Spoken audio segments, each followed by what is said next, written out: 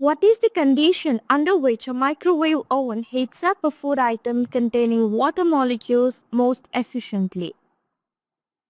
To answer this question, let's look at how microwave oven works.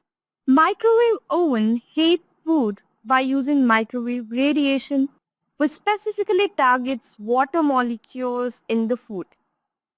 The microwaves used in ovens have a frequency that is close to the resonant frequency of water molecules. When the frequency of the microwaves matches the natural resonant frequency of water molecules, it causes them to vibrate more vigorously, generating heat through friction as the molecules move. This resonance effect enables the microwave oven to heat the food containing water efficiently.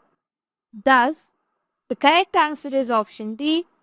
The frequency of the microwaves must match the resonant frequency of the water molecules.